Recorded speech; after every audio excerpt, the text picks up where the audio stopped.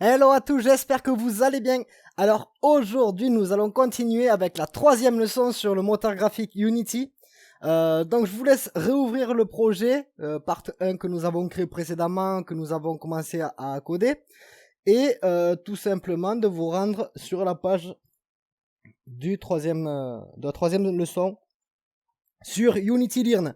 Vous aurez le lien directement de cette leçon dans la description de la vidéo. C'est parti, du coup nous pouvons commencer, vidéo de présentation comme d'habitude, on la skip. ADD speed variable for your vehicle. Le souci c'est que nous l'avons déjà fait. Mais le souci, non, on a pris de l'avance, regardez, si on rentre dans Player Controller, vous vous rappelez comment ça fonctionne? Là, dans Asset, Script, Player Controller, si vous l'avez créé pareil que moi, autrement, vous pouvez le retrouver simplement, si vous l'avez pas au même endroit, c'est très facile. Regardez, vous allez là, le véhicule, il a le script ici, double-cliquez sur le script et ça va l'ouvrir également dans le Visual Studio Code. Nous avons mis ici la variable flottante de la vitesse, ce qui nous demande ici, si on regarde bien, float speed 20, voilà. Et qu'on multiplie par speed, c'est exactement ce que nous avons fait en fait, nous avons gagné du temps. Voilà, ok, c'est très bien. Maintenant, on va créer un nouveau script pour la caméra. En fait, il faut que la caméra, elle suive le joueur. Ok? Donc, tout simplement, on retourne ici, dans Script, Create, New Script. Et le script, ça va être follow player. Ok, très bien. Maintenant, on va aller tout de suite dans la caméra pour y ajouter le script. Follow. Ah, il faut attendre 2 secondes que ça recharge. Par rapport à la création du script, c'est bien, c'est fait. Follow player, parfait. Voilà, maintenant on peut l'ouvrir. On veut quoi en fait? On veut que la caméra se déplace avec le véhicule. Donc, on va devoir récupérer le véhicule.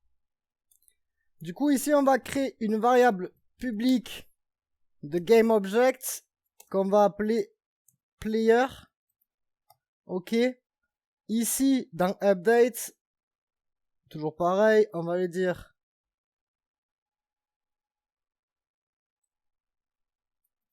transform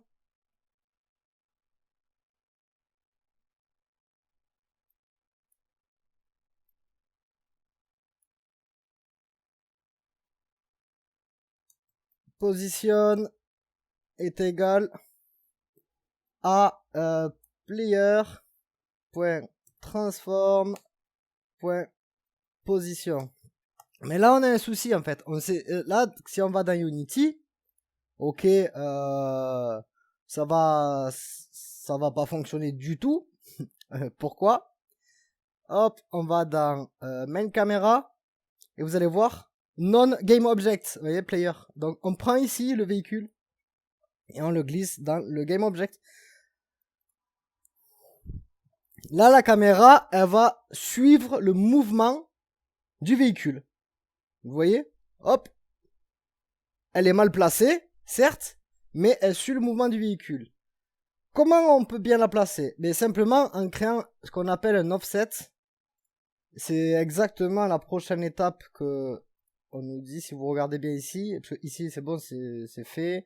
Regardez, drag the player object unto the empty variable player variable in the inspector. C'est ce qu'on vient de faire, ok?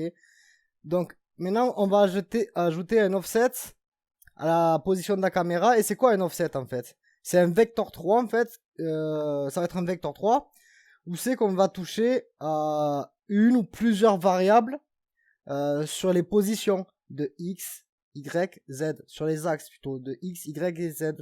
Donc c'est parti. Là, on va sauter cette étape là avec le new vector 3. On va directement ici faire une variable private. Je n'ai pas besoin d'y toucher. Qu'on va appeler, c'est une variable private vector. Surtout à ne pas oublier. Vector 3. Que nous allons appeler offset. Et elle équivaut à elle équivaut à rien. À start, offset est égal à new vector 3. Et là, on va y donner les valeurs qu'on nous donne. Et si c'est pas bon, on modifiera. Moins 7. Pourquoi j'ai mis 0,5 ici? On n'a pas besoin. Et là, hop, petite erreur. Donc, logiquement, ici, si on rajoute l'offset, s'il faut le rajouter évidemment, et qu'on teste, normalement, elle va être un peu mieux calée. On va faire des tests et avant de mettre play, c'est moins 1,57. On va voir, on teste comme ça d'abord et peut-être qu'on mettra ces valeurs là-haut. Donc là, vous voyez, on est beaucoup plus proche. Par contre, il y a un sale lag. Et ça, on va le faire tout de suite. Je sais plus si dans la leçon, on l'apprend tout de suite. Mais là, on va le faire tout de suite, nous. Et c'est très simple. Regardez, on va prendre cette fonction-là, update. Copier. On n'est pas obligé de la recoller. Hein. C'est juste pour que vous compreniez bien. Là, c'est late. Autant pour moi. Fix update existe, mais là, c'est late update. Et là, la caméra, elle va suivre le véhicule sans lag. Alors là, ça rame parce que je suis en train d'enregistrer avec OBS, Audacity et tout ça. Mais clairement, il n'y a plus les lags qu'on avait avec le update. Par contre, la caméra, on va tester quelque chose. Le code, il est où? Il est là. On va tester quelque chose rapidement. 1.71f 4.75f et là moins 7 on va tester le moins 1.57 mais je suis pas sûr que ça sera assez haut en fait, mais on peut tester. De toute façon c'est ça au final, le réglage, le paramétrage dans les jeux, c'est toujours des tests comme ça pour tester la meilleure façon. Bien sûr, il existe des procédures qui existent pour se faciliter la vie. Donc là, ça va pas, il y a un souci. Donc on va mettre sur pause. Il y a un souci, la caméra elle est trop à droite, donc lui...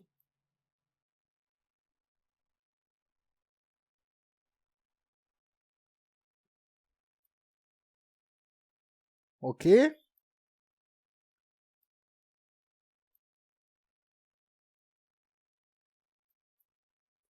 Ok. Donc, il faut enlever encore 6 à Z. Déjà. Il faut enlever 6 à Z. Et il y a trop de... Il va trop à droite, lui. Donc, ça va être... Moins... Lui, on va le remettre à 5. Et par contre, il faut rajouter... Il faut rajouter 6. Et on fait un dernier test. Là, normalement, ça va être assez correct. On va laisser comme ça, je pense. Ça dépend. Sur le X, peut-être. Je sais pas. Ça va. Franchement, ça va. Elle est pas trop mal placée. Allez, on peut passer à la suite. Smooth camera with update, with speed chase. Vector 3, code assign. Ça, c'est ce qu'on a fait. Late update. C'est fait. Edit the play mode in color. Alors là. Attends. Là, je vous le montre. Un rapide. Je vous conseille pas de le faire. C'est dans Edit, Preferences. Ici, là. En fait, tout ça, c'est les couleurs de tout. Comment dire? Par exemple, là, vous avez le background prefabs, etc. Moi, je laisse comme ça. Je vois pas l'utilité de changer les couleurs du logiciel. Elles sont déjà paramétrées en dark pour moi. Peut-être que chez vous, c'est en light. Vous pouvez le paramétrer en dark. Je sais plus où il faut aller par contre. Là, ici, dans Preferences, Général, Editor Theme, Dark, ok? Vous l'avez peut-être un light comme ça. Mais moi, je vous conseille vraiment de le passer en dark. Surtout si vous passez beaucoup de temps sur le logiciel. Là, ça va pas. Moi, perso, moi, je reste des heures comme ça va pas. Je sais qu'il y a plein de youtubeurs qui disent oui, mais le dark, ça fatigue les yeux et tout. Peut-être si on a déjà des soucis aux yeux, ok. Mais perso, quand on n'a pas de problème, le light, ça explose la rétine, quoi. Il faut passer en dark, sinon on peut pas travailler pendant je sais pas combien d'heures par jour sur l'ordi. Et c'est réel. Si vous passez toute la journée sur du light, sur des feuilles blanches, comme ça, avec aucun filtre de lumière bleue, en plus de ça, c'est fini, vous allez vous éclater la rétine. Ok, leçon récap, c'est très bien. Ce qu'on a appris, on est content. Passer à l'élément suivant. Challenge 1. Tuto 1.4. Et voilà. C'est tout pour aujourd'hui. J'espère que la vidéo vous aura plu. N'hésitez pas à lâcher un maximum de pouces bleus, à vous abonner à la chaîne. Partagez cette vidéo en masse. La prochaine vidéo arrive dans la journée. Ce sera la leçon 1.4. Et après, je vous proposerai de faire de votre côté le challenge 1. Et moi, je vais le faire de mon côté, d'accord? Je vous montrerai le résultat du challenge 1, juste le résultat, mais pas le code. Je vous montrerai rien qui pourrait vous aider en fait à réaliser le challenge parce que vous avez déjà toutes les clés en main avec les vidéos précédentes ainsi que celle-ci. Et la 1.4 qui suit derrière. Et je vous montrerai à la fin du challenge 1, ou peut-être c'est déjà dans le challenge 1 à la fin, comment le poster sur Unity. Et je vous proposerai je mettrai un channel dans mon Discord et je vous proposerai au final de poster vos résultats. Et comme ça, on pourra débattre ensemble de ce qui va pas, vos super idées que vous avez eues sur le challenge, parce que vous serez libre de rajouter des petites features. Moi, vous verrez dans la leçon 1.4, je vais rajouter une ou deux features en plus de la leçon au final, pour vous donner des clés en main pour justement ce challenge en fait que vous l'ayez acquis facilement. Voilà, je vous dis à la prochaine, bye bye.